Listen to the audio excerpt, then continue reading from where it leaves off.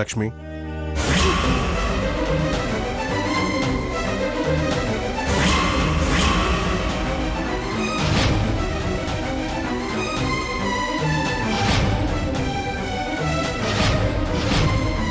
ఇంకా ఏదో ప్రేమనట్టు ఇలా అన్నాలు తెచ్చి తిను అని బ్రతిమలాడకండి. మీ బుద్ధి అత్తయ్య గారి హారతి మీద ప్రమాణం చేయమన్నప్పుడే తెలిసింది. మీ మనసులో ఆవిడ్ని ఆవిడ కొడుకుని పెట్టుకుని నాటకాలు ఆడుతున్నారా నాటకాలు? ఇంకా ఇంకా నన్ను మోసం చేయాలని చూడకండి. సవితి కొడుకుని చూశాక కూడా నిజం తెలుసుకుని నా జాగ్రత్తలో నేను ఉండకపోతే, మిమ్మల్ని దూరం పెట్టకపోతే కళ్ళుండి కూడా చూడలేని గుడ్డిదాంతో లెక్క.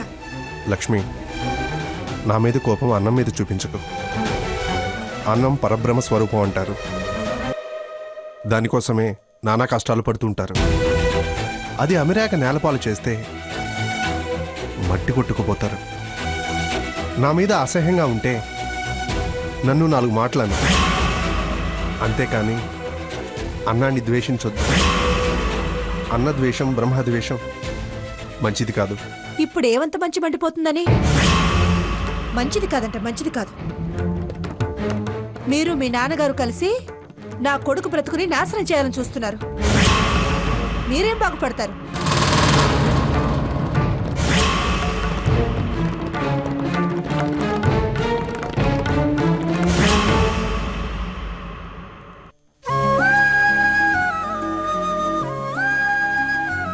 తిన్ సీత, నేను వద్దు అంటే నువ్వు కాదు అన్నావు. నాకు భయంగా ఉందంటే నువ్వు ధైర్యం చెప్పావు. అయినా వాళ్ళ కోపతాపాలు ఆవేశకావేశాలు మనకేమన్నా కొత్త? బాధ్యత అంటూ పనికి నడుం కట్టిందానివి. చేయని తప్పుకి మాట అన్నారని నోరు కట్టుకోవడం ఎందుకు? నువ్వు అన్నం తినకుండా ఆలోచిస్తే వాళ్ళ ఆలోచనలు మారతాయా? నువ్వు తోడుంటే ఎంతటి యుద్ధాన్నైనా గెలుస్తానన్నాను కదా. నువ్వు నీరసిస్తే అడుగు కూడా ముందుకు వేయలేను. నీ బలమే నాతో పోరాటం చేయించగలిగేది. నీ చిరునవ్వే నాకు విజయం అందించగలిగేది. ఇలా భార్యకి కోరుముద్దలు తినిపించే అదృష్టం కలిగించినందుకు సాకేత్కి థ్యాంక్స్ చెప్పాలి. నువ్విలా పనిచేసినన్ని రోజులు ఏదో ఒకటి వాడి మీద కొమ్మరించు. నాకిలా తినిపించే భాగ్యం దక్కుతుంది.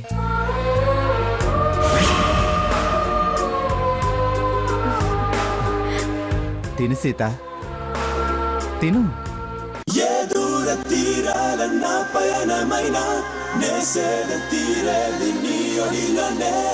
మరణాల ఒడి చేరు అక్షణమునైనా నీ సిగకు పూలిచ్చి పోని ప్రాణం. మాటలు నిర్దే అమ్మను కూడా మరిచే క్షణము. మనసే దోచే వెన్నెలగువా నీకై పరుగు.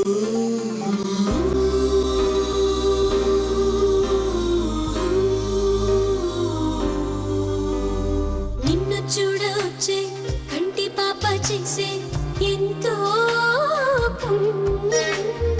ఒంటి మీద వాలే వాన చుక్కనివై తడిపే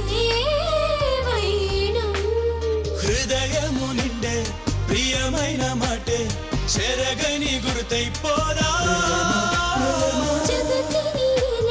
చిత్రమైన ప్రేమ నిన్ను నన్ను కలిపేను కాదా.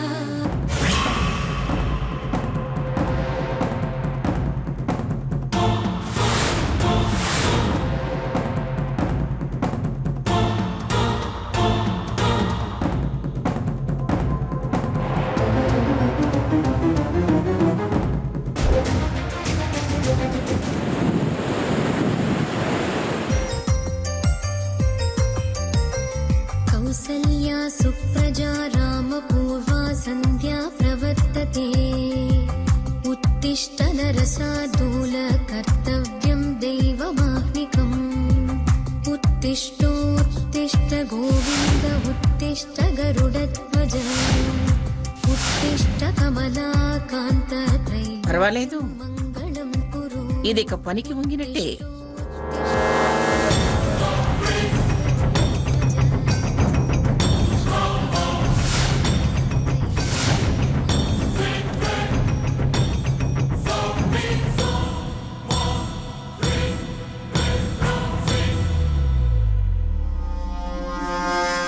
ఇదిగో ఇంట్లో వయసు పైబడిన వాళ్ళు ఉన్నారన్న సంగతి మర్చిపోయి ఎవరి పనిలో వాళ్ళు ఉంటే ఎలా?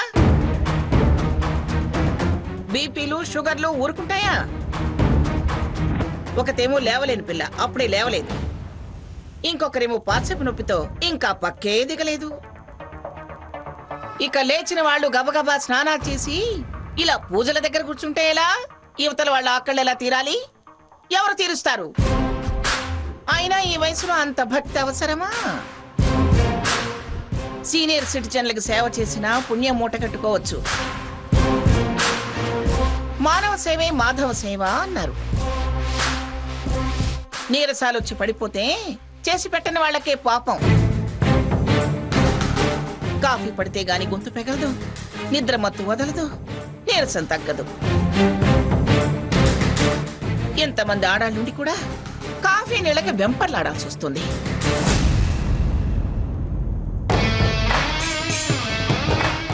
నా వాగుడు నాదే గాని మనుషుల్లో చలనమే లేదు. భక్తి పార్వశ్యమో, వినిపించినా ఏమిటి దీని మాటకి లెక్క అన్న నిర్లక్ష్యమో. ఇక్కడ గొంతులో కాఫీ పడక శోషొచ్చేటట్టుంది. అయ్యో భగవంతుడా, ఎందుకయ్యా ఇలా అలవాటు చేసావు? మాట పట్టించుకుని వాళ్ళ ముందు ఎంత మాట్లాడినా ఏం ప్రయోజనం? నాకంట శోషే గాని వాళ్ళకే నిశ్చింతగా కూర్చొని వాళ్ళ కోసం, వాళ్ళ పుణ్యం కోసం పూజలు చేసుకుంటున్నారు. పూజలు చెవిటి వాళ్ళ ముందు శంఖం ఊదినట్టుంది నా పని. ప్రేమలు ఆపేక్షలు అంటారు. ఇలాంటి వాళ్ళు తగిలితే తీర్థాలేం పోస్తారు నా శ్రాద్ధం. సీత, పూజ మధ్యలోంచి లేవద్దు. అవును కదా నానమ్మా? నిజమే గాని యువతల వాళ్ళ పరిస్థితి కూడా చూడాలి కదా. ఇప్పుడు ఏమైంది నానమ్మా? ఏమైందేమిటి? నీరసం. లేవగానే కాఫీ తాగటం అలవాటు. లేట్ అయితే మాడుపోటు, షివరింగో వస్తాయి. ఇది ఎప్పటి నుంచి మంగా?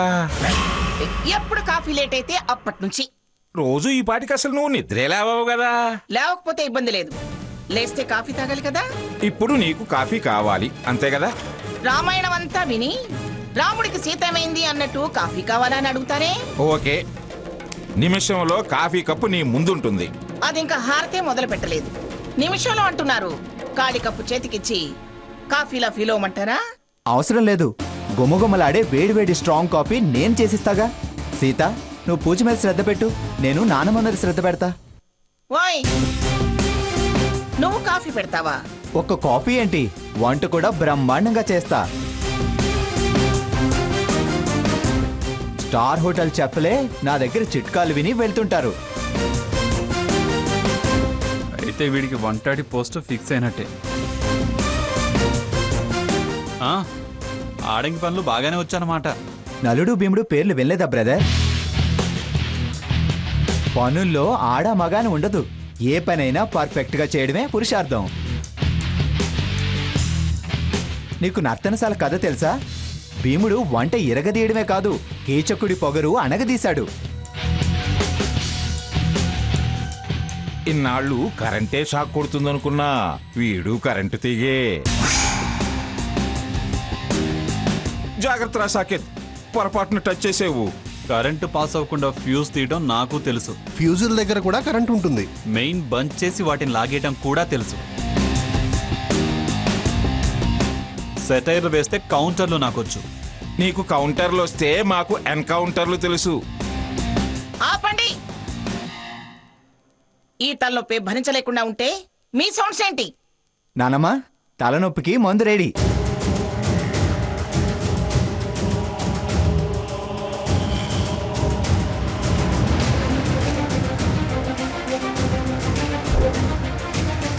తాతయ్య తీసుకో. నాన్న లాగించు. Brother have it.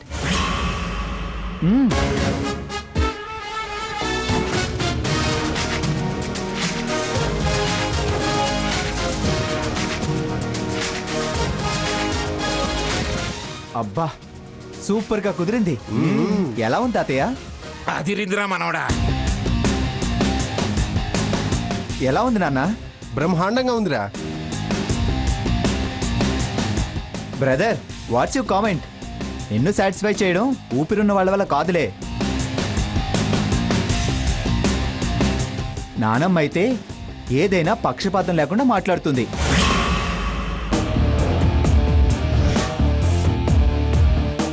అబద్ధం ఆ నాలుక పలకదు.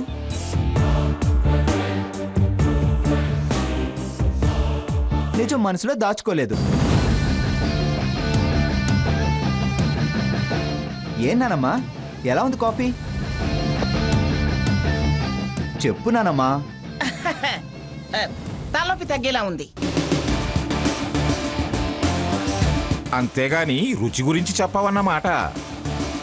పర్వాలేదు తాతయ్య, తలనొప్పి తగ్గడం ముఖ్యం. రుచి లేందే కాఫీ తాగలేరు, తాగందే తలనొప్పి తగ్గదుగా. వీడు మాటల మంత్రికుల్లా ఉన్నాడు. వీలు చూసి నాలుక మీద వాత పెట్టాలి. సర్లేరా, కాఫీలు టీలు తర్వాత కానీ ముందు నువ్వు త్వరగా రెడీ అయ్యిరా, నేను కూడా తయారై వస్తాను. వస్తున్నా. ఇటివు తాతయ్య. నాన్న ఇటివు. బ్రదర్, ఇటివ్వండి.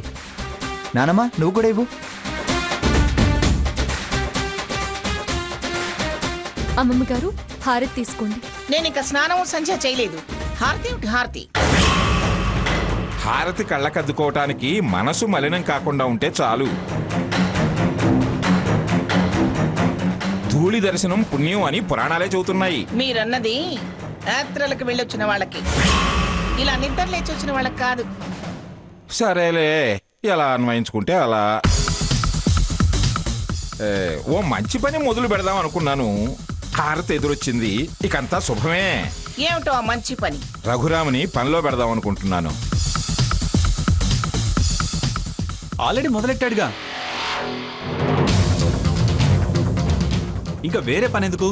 వంట మాస్టర్గా పెట్టుకోండి. ఏంటి, వంట మాస్టర్ గానా? ఏరా, పరాచకాలుగా ఉందా? ఇందులో పరాజకం ఏముంది? ఇప్పుడే బ్రహ్మాండమైన కాఫీ చేసి ఇచ్చాడుగా. అవును కదా. ఇలా అయినా కాఫీ బ్రహ్మాండమని ఒప్పుకున్నారు.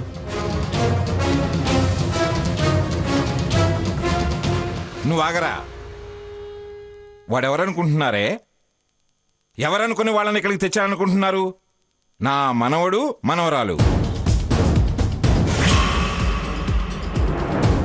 ఏదో శుక్రవారం మంగళవారం అన్నావని, రేపే చిన్నది జరిగినా వాళ్ళనే దానికి కారణం చేస్తావని ఒక్కరోజు కసువుడిస్తే సీతేమైనా ఇంట్లో పాచి పని చేయడానికి వచ్చింది అనుకుంటున్నావా?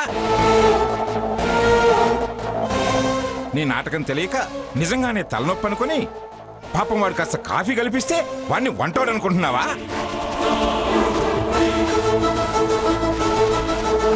ఈ ఇంట్లో వీడెంతో వాడు అంతే, స్వర్ణెంతో సీత కూడా అంతే. నీ నాటకం తెలియక నిజంగానే తలనొప్పి అనుకుని పాపం వాడు కాస్త కాఫీ కల్పిస్తే వాడిని వంటోడు అనుకుంటున్నావా?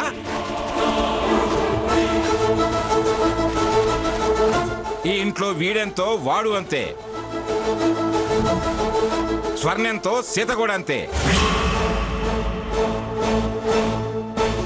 పిచ్చి పిచ్చి ఆలోచనలు కట్టుపెట్టి వాళ్ళకి విలువిచ్చి మీ విలువను కాపాడుకోండి. నేనేం తప్పన్నానని? మన పనులు మనం చేసుకోవడంలో తప్పేముందని ఈయన గారి భార్యే అందిగా. మరి ఇంకెవరా? ఆ మాటే ప్రామాణికం అనుకుంటే నువ్వు ఇల్లు శుభ్రం చేస్తూ కూర్చోరా. చివరిలో ఏమందో ఆ మాట కూడా చెప్పు. చూడండి, మీ పథకాలు పిచ్చి ప్రయత్నాలు కట్టి పెట్టండి. ఇందులో పథకమే ఉంది, ప్రయత్నమే ఉంది. పచ్చ కామెర్ల వాడలా ఆలోచించి మాట్లాడేది మీరు. వాడు వీడు సమానమని మీరు మాట పడేయగానే సరిపోయిందా? వీడిని బిజినెస్ మ్యాన్ గా తీర్చిదిద్దింది నేను.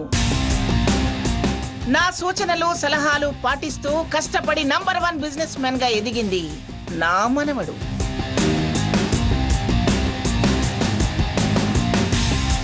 వీడి స్థానానికి వాడి స్థాయికి పొంతనే ఉంది. రేడియోలో లల్లాయి పదాలు హాస్యపు మాటలు మాట్లాడే వీడు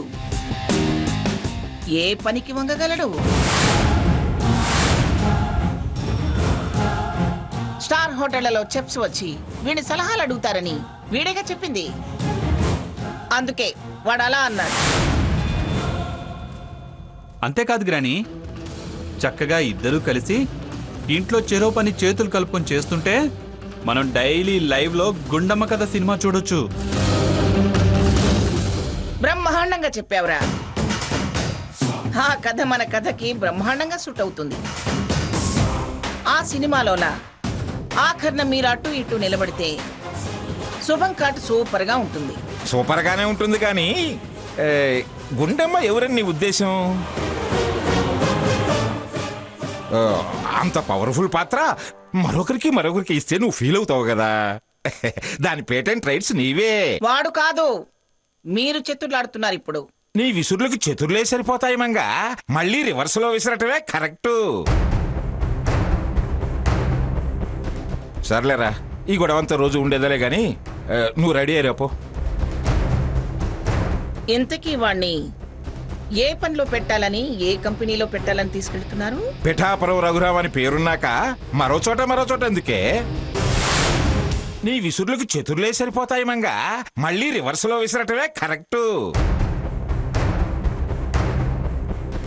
సర్లేరా, ఈ గొడవంతా రోజు ఉండేదలే గాని నువ్వు ready అయ్యాపో.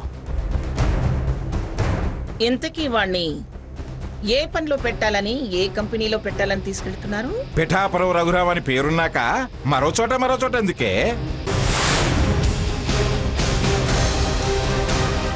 Pithapuram group of companies లేవా? ఆలోచన బాగానే చేశారు గాని తిది, వారం, నక్షత్రం సరిగ్గా లేవు. ఇవాళ మంచి రోజు కూడా కాదు. ఏబిసిడీలు తెలియని వాడిని పట్టుకెళ్ళి మంచి రిప్యుటేషన్ ఉన్న మన కంపెనీలో కూర్చోబెట్టడం అంటే దేనినో ఎక్కడో కూర్చోబెట్టినట్టు ఉంటుంది. నువ్వు దేన్ని గురించి అంటున్నావో దానికంటే 100 రెట్లు విశ్వాసం ఉన్న మంచి మనిషి రఘురామ్. నీతి నిజాయితీలు కంపెనీల రెప్యుటేషన్ ని పెంచుతాయే గాని తగ్గించవు. అయిన రోజు కాని రోజు మంచి చెడు అనే ఉంటాయి. పిచ్చి కుదిరింది రోకలికి కిరీటం పెట్టమన్నట్టు ఎవరినో ఎక్కడో చెడు రోజుల్లో కూర్చోబెడితే రేపు నష్టాలొచ్చినా చెడ్డ పేరొచ్చినా సంజాయిషి ఇచ్చుకోవాల్సింది మేము. శుభస్య శీఘ్రం అన్నారు. మనసు మంచిదైతే, చేసే పని మంచిదైతే ఈ తిథులు వారాలు ఏమి చేయవు. ఎవరి నమ్మకాలు వాళ్ళవి. అనవసరంగా పంతాలకు వెళ్లి పతనమయ్యేలా చెయ్యొద్దు. అవును, ఇవాళ తిథి ఏంటి? పాడ్యమి జాడ్యమి అంటారు. పైగా మంగళవారం. అంటే రేపైతే పర్వాలేదనే కదా అని అర్థం. విధియా బుధవారం భూములేలొచ్చు. విధియా విజయం అంటారు.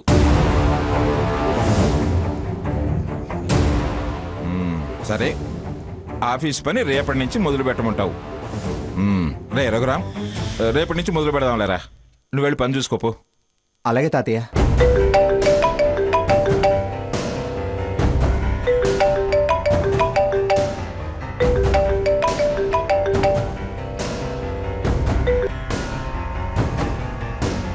నమస్కారం జడ్జి గారు. నమస్కారం. అయ్యా, ఇందాక బిజీగా ఉన్నాను, ఫోన్ లిఫ్ట్ చేయలేకపోయాను. చెప్పండి సార్. పర్వాలేదులే గాని పంతులు గారు, రేపు శుభకార్యం చేయొచ్చుగా? భేషుగ్గా చేయొచ్చు. రేపు రాత్రి శుభకార్యానికి ఓ మంచి ముహూర్తం చూడాలి. ఏ శుభకార్యం అయ్యా? అదేనండి, వివాహం తర్వాత మిగిలిన కార్యం మా సీతారఘురాములకి.